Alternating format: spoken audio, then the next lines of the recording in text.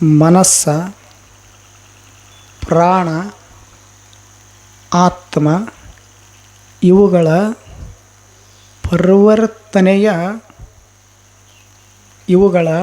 ಪರಿವರ್ತನೆಯಾಗುವಂತಹ ಒಂದು ವ್ಯವಸ್ಥಿತವಾಗಿರತಕ್ಕಂಥ ಅಭ್ಯಾಸ ಅಧ್ಯಯನಕ್ಕೆ ಅವ್ರು ಏನಂತ ಕರೆದ್ರು, ಪೂರ್ಣ ಯೋಗ ಅಂತ ಕರೆದ್ರು. ಈ ಪೂರ್ಣ ಯೋಗದ ಮುಖ್ಯ ಉದ್ದೇಶ, ಧ್ಯೇಯ, ಗುರಿ ಏನು ಅಂತ ಕೇಳಿದ್ರೆ ಅತಿ ಮಾನಸ ಅಂತ ಕರೀತಾರೆ. ಅಂದ್ರೆ ಸೂಪರ್ ಮೈಂಡ್ ಅಂತ ಕರೀತಾರೆ. ಅಂದ್ರೆ ಅತಿ ಮಾನಸದಲ್ಲಿ ಏನು ಮಾಡೋದು, ದೈವಿಕ ಶಕ್ತಿಯನ್ನು ನಮ್ಮ ನಿತ್ಯ ಬದುಕಿನೊಳಗೆ ಸ್ಥಾಪಿಸಿಕೊಳ್ಳೋದು ಅದರ ಮುಖ್ಯ ಗುರಿ ಅಂತ ಹೇಳ್ತಾ ಇದ್ದಾರೆ. ಅಂತಹ ಅರವಿಂದರ ಪೂರ್ಣ ಯೋಗವನ್ನು ತಾವೆಲ್ಲರೂ ಕೇಳಿದ್ದೀರಿ, ಆಲಿಸಿದ್ದೀರಿ.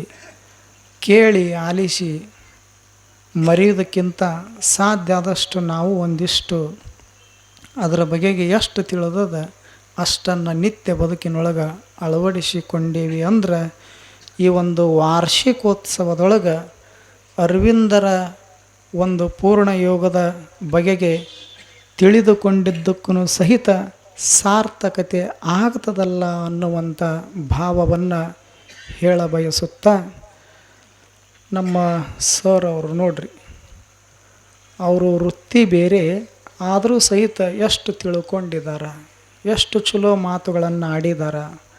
ಅವ್ರ ಕೈಯೊಳಗೊಂದು ಪುಸ್ತಕ ಇತ್ತು. ಅದೇ ಅವ್ರೇನು ಹೇಳಿದ್ರಲ್ಲ ಆ ಎಲ್ಲ ವಿಷಯ ಅದರೊಳಗದ. ಅವರು ಕೈಯೊಳಗೆ ಹಿಡ್ಕೊಂಡಾಗ ನಮಗನಿಸಿತು, ನೋಡಿ ಹೇಳ್ತಾರಂತ ಅನಿಸಿತು. ಸುಮ್ಮ ಹಿಡ್ದಾರ ಅವರು. ಆದ್ರೆ ಒಂದೇನೂ ನೋಡಲಾರ್ದಂಗೆ 1 ತಾಸು ನಿರರ್ಗಳವಾಗಿ ಏನು ಮಾಡಿದ್ರು, ಅವರು ಉಪನ್ಯಾಸವನ್ನು ನೀಡಿದರು. ಅಷ್ಟೇ ಅಲ್ಲ, ಅಂಥ ಅರವಿಂದರಂದ್ರೆ ಬಹಳ ದೊಡ್ಡವರು. ಯೋಗಗಳ ಬಗ್ಗೆ ಹೇಳಿದ್ದಾರೆ ಅವರು. ಕರ್ಮಯೋಗ, ಭಕ್ತಿ ಯೋಗ, ಜ್ಞಾನ ಯೋಗ, ರಾಜಯೋಗ, ಶರಣರದು ಶಿವಯೋಗ, ಹಲವಾರು ಯೋಗಗಳದವು. ಪಾತಂಜಲ ಮಹರ್ಷಿಗಳದ್ದು ಒಂದು ಯೋಗದ, ಅನೇಕ ಯೋಗಗಳದವು ಭಾರತ ದೇಶದೊಳಗೆ. ಈ ಎಲ್ಲ ಯೋಗಗಳ ಮುಂದುವರಿದ ಭಾಗ ಪೂರ್ಣ ಯೋಗ. ಅಂಥ ಪೂರ್ಣ ಯೋಗವನ್ನು ಯಾರು ಜಗತ್ತಿಗೆ ಕೊಡುಗೆಯಾಗಿ ಕೊಟ್ಟವರು? ಅರವಿಂದರು. ಅಂಥ ಅರವಿಂದರ ಒಂದು ಕೃತಿ ಲವ್ ಆ್ಯಂಡ್ ಡೆತ್ ಅಂತ ತಿಳ್ಕೊಂಡು ಅಂಥ ಕೃತಿಯನ್ನು ಅಂಥ ಮಹಾನುಭಾವಿಗಳವರು. ಅರವಿಂದರಂದ್ರೆ ಸಾಮಾನ್ಯ ಅಲ್ಲ. ಅವರು ಒಬ್ಬ ಶ್ರೇಷ್ಠ ಯೋಗಿಗಳು, ತ್ಯಾಗಿಗಳು, ಪರಮ ಸತ್ಯ ಪರಮ ಶಾಂತಿಯನ್ನು ಅರಿದು ಅನುಭವಿಸಿರತಕ್ಕಂಥ ಶ್ರೇಷ್ಠ ಪರಮಾನುಭಾವಿಗಳು.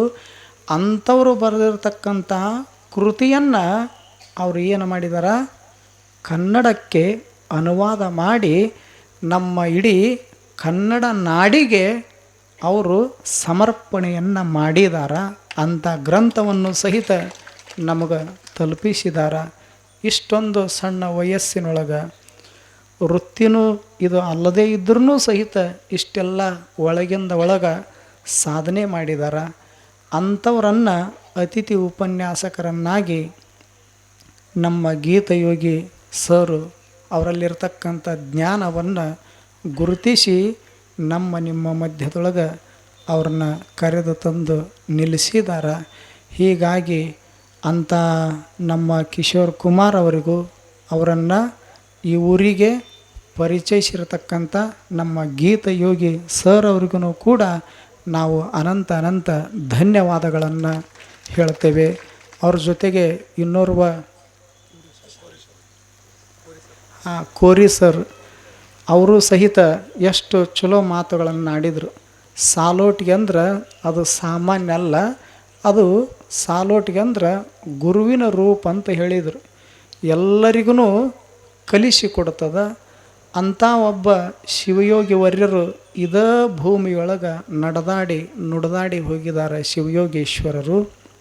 ಅಂಥವರೆಲ್ಲ ಇಲ್ಲಿ ಅದಾರ ಅಂತ ತಿಳ್ಕೊಂಡು ಇಲ್ಲಿ ಜ್ಞಾನಿಗಳ ಒಂದು ಊರದ ಅನ್ನುವಂಥದ್ದನ್ನು ನಿಮ್ಮೂರಿನ ಬಗ್ಗೆ ಭಾಳ ಚಲೋ ಮಾತುಗಳನ್ನು ಆಡಿದರು. ಅವರಿಗೂ ಕೂಡ ಧನ್ಯವಾದಗಳನ್ನು ಹೇಳ ಬಯಸುತ್ತಾ, ನಮ್ಮ ಜೊತೆಗೆ ಇನ್ನೋರ್ವ ಗುರುಗಳು ಬಂದಾರ, ಅವರಿಗೂ ಕೂಡ ಧನ್ಯವಾದಗಳನ್ನು ಹೇಳ ಬಯಸುತ್ತಾ, ನಮ್ಮನ್ನು ಸಹಿತ ನಮ್ಮ ಗೀತಯೋಗಿ ಸರು, ಗಾಣಿಗೇರ್ ಸರು, ನಮ್ಮ ಹಿರಿಯರು ಮುತ್ಯರು ಎಲ್ಲ ಈ ಸಮಿತಿಯವರು ಆಶ್ರಮಕ್ಕೆ ಬಂದು ರವಿವಾರ ದಿವಸ ಇಂಥದ್ದೊಂದು ಅಪರೂಪದ ಪವಿತ್ರವಾಗಿರತಕ್ಕಂಥ ಒಂದು ವಾರ್ಷಿಕೋತ್ಸವ ಕಾರ್ಯಕ್ರಮ ಇರ್ತದೆ, ತಾವು ಸಹಿತ ಪಾಲ್ಗೊಳ್ಬೇಕಂತ ಭಾಳ ವಿನಮ್ರ ಭಾವದಿಂದ ನಮಗೆ ಬಂದು ಆಮಂತ್ರಣ ಮಾಡಿದ್ರು.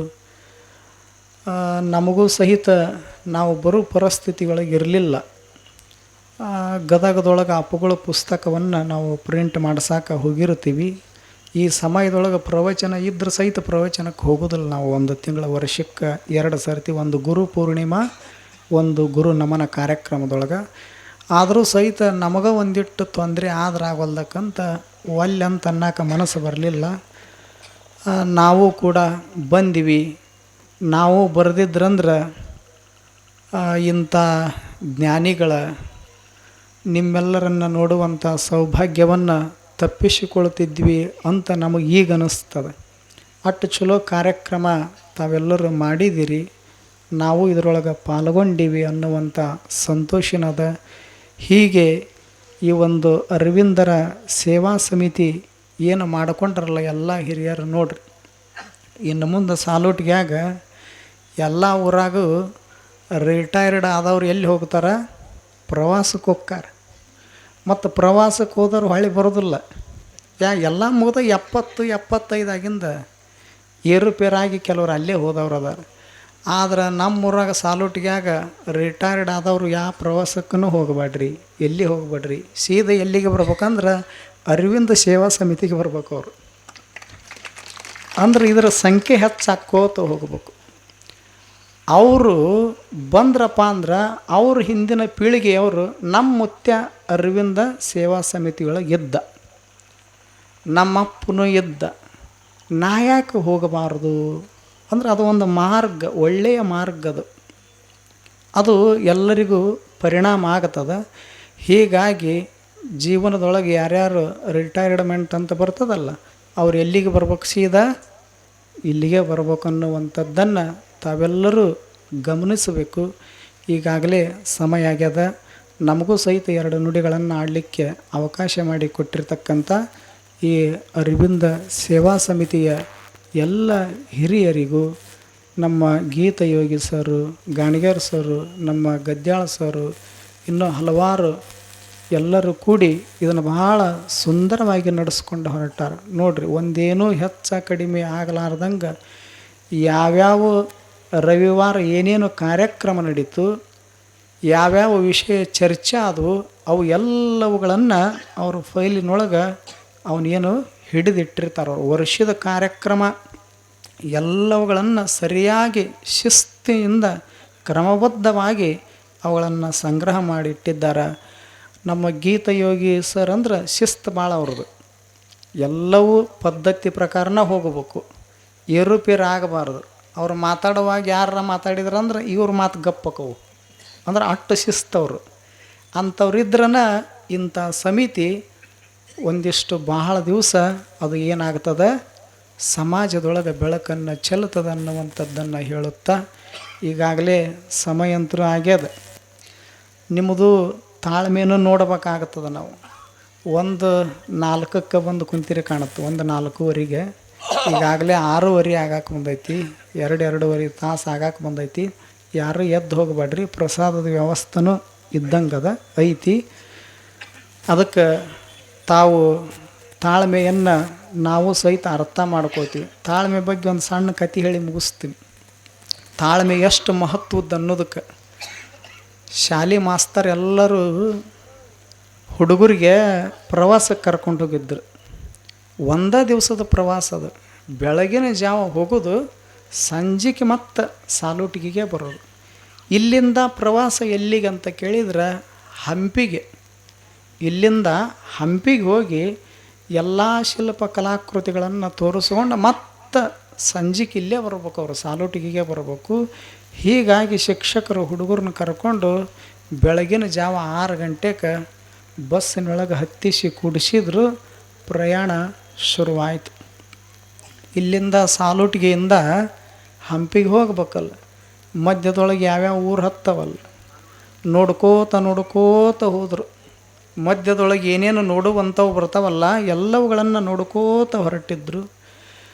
ಈ ಹುಡುಗರು 6 ಗಂಟೆಗೆ ಬಸ್ ಸೇರಿ ಕುಂತಿದ್ವಲ್ಲ, 9 ಗಂಟೆ ಆಯಿತು. ಒಂದು ಊರೊಳಗೆ ಇಳಿದ್ರು, ಅಲ್ಲಿ ಎಲ್ಲವುಗಳನ್ನು ತೋರಿಸಿದ್ರು. ಆವಾಗ ಹುಡುಗರು ಅಂದು, ಈಗಾಗಲೇ 9 ಗಂಟೆ ಆಗ್ಯದ, ನಾಷ್ಟಾದ ಸಮಯ ಆಗ್ಯದ, ನಮಗೆ ನಾಷ್ಟ ಮಾಡಿಸಿಬಿಡ್ರಿ ಸರ್ ಅಂದವು.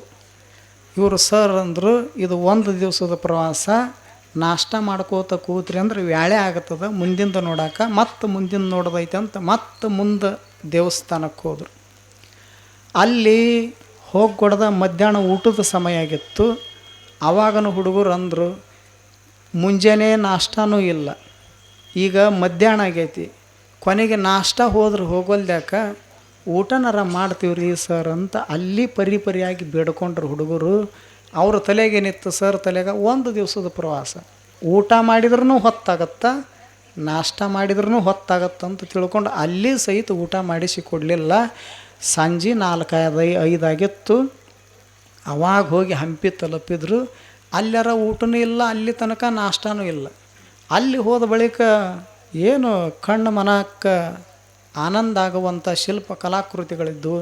ಕಡ್ಲಿಕಾಳು ಗಣಪತಿ ನೋಡಿದರು, ಕಲ್ಲಿನ ತೇರು ನೋಡಿದರು, ಎಲ್ಲ ತೋರಿಸ್ಕೊಂಡು ಹಿಂಗಾಸಿ ಕೊನೆಗೆ ಎಲ್ಲಿಗೆ ಬಂದರು, ಆ ಹಂಪಿ ವಿರೂಪಾಕ್ಷೇಶ್ವರ ದೇವಸ್ಥಾನದ ದರ್ಶನ ಮಾಡಿಸಿದರು. ಕೊನೆಗೆ ಅಲ್ಲಿ ತುಂಗಭದ್ರಾ ನದಿ ಹರಿತಿತ್ತಲ್ಲ, ಆ ನದಿ ಹತ್ತಿರ ಕರ್ಕೊಂಡು ಹೋದರು ಸರ್. ಅಷ್ಟೊತ್ತಿಗೆ ವೇಳೆ ಆಗಿತ್ತು, ಸಂಜೆ 6 ಆಗಿತ್ತು. ಅಲ್ಲಿ ತನಕ ಮುಂಜಾನೆ 6ಕ್ಕೆ ಕುಂತಾರೆ ಬಸ್ನ್ಯಾಗ, ನಾಷ್ಟನೂ ಇಲ್ಲ ಹುಡುಗರಿಗೆ, ಊಟನೂ ಇಲ್ಲ. ಆ ನದಿ ನೋಡುವಾಗ ಸುಮ್ಮಿರ್ಬೇಕಿಲ್ಲ ಸರ್. ಸರ್ ಅಂದರು, ಮಕ್ಕಳೇ, ಈ ತುಂಗಭದ್ರಾ ನದಿ ಹರಿತೈತಲ್ಲ, ಆ ಕಡೆಗೂ ಹಚ್ಚ ಹಸ್ರೈತಿ, ಈ ಕಡೆಗೂ ಹಚ್ಚ ಹಸ್ರೈತಿ, ಇಟ್ಟು ಚಲೋ ನೀರು ಹರಿಯಾಕೈತೈತಲ್ಲ, ನದಿ ಹರಿಯಾಕೈತೈತಲ್ಲ, ಇದನ್ನು ನೋಡಿದ್ರೆ ನಿಮಗೆ ಹೆಂಗೆ ಅನಿಸ್ತೈತಿ ಅಂತ ಕೇಳಿ. ಮತ್ತು ಹುಡುಗರು ಎಲ್ಲ ಒಂದೇ ಥರ ಇರೋದಿಲ್ಲ. ಅದ್ರಾಗ ಒಬ್ಬ ಎಡವಟ್ಟು ಹುಡುಗಿದ್ದ, ಅವ ಹೇಳಿದ, ಸರ್ ನನಗೆ ಹಿಂಗೆ ಅನ್ಸಾಕತ್ತೈತಲ್ರಿ, ನಾಷ್ಟದ ಹೊತ್ತಿಗೆ ನಾಷ್ಟ ಮಾಡಿಸಿಲ್ಲ, ಊಟದ ಹೊತ್ತಿಗೆ ಊಟ ಮಾಡಿಸಿಲ್ಲ, ಅಂಥದ್ರ ಮಧ್ಯದೊಳಗೆ ಆ ಕಡೆನೂ ಹಸ್ರೈತಿ, ಈ ಕಡೆಗೂ ಹಸ್ರೈತಿ, ಮಧ್ಯದೊಳಗೆ ನದಿ ಹರಿಯಾಕತ್ತೈತಿ, ಇದನ್ನು ನೋಡಿದ್ರೆ ನಿಮಗೆ ಹೆಂಗೆ ಅನಿಸುತ್ತೆ ಅಂತ ಕೇಳಾಕತ್ತೀರಲ್ಲ, ನನಗೆ ಹಿಂಗೆ ಅನ್ಸಾಕತ್ತೈತಲ್ಲ, ನಿಮ್ಮ ತಲೆ ಕೆಳಗೆ ಮಾಡಿ ಕಾಲ ಮ್ಯಾಲ ಮಾಡಿ ಇದ್ರಾಗ ಒಗದು ಹೋಗ್ಬೇಕು ಅನ್ಸೈತಿ ಸಾಲೋಟಿಗೆ ಅಂತ.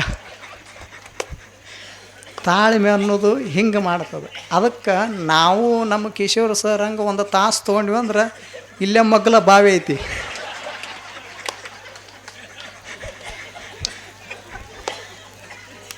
ಇದನ್ನೆಲ್ಲ ಮೊದಲ ನೋಡೇ ನಾವೇನು ಮಾಡೀವಿ, ಇಟ್ಟು ಸಾಕು ಅಂತ ತಿಳ್ಕೊಂಡ ಅದನ್ನು ಗೊತ್ತುಪಡಿಸ್ಕೊಂಡ ಮೈಕಿನ ಮುಂದೆ ನಿಂತೀವಿ. ಅದಕ್ಕಿಂತ ಒಂದು ಪವಿತ್ರ ಕಾರ್ಯಕ್ರಮಕ್ಕೆ ನಮ್ಮನ್ನು ಕರೆಸಿ 2 ನುಡಿಗಳನ್ನು ಆಡಲಿಕ್ಕೆ ಅವಕಾಶ ಮಾಡಿಕೊಟ್ರಿ. ಈ ಸಮಿತಿಯ ಎಲ್ಲ ಗುರು ಹಿರಿಯರಿಗೂ ತಮ್ಮೆಲ್ಲರಿಗೂ ನಮಸ್ಕಾರ.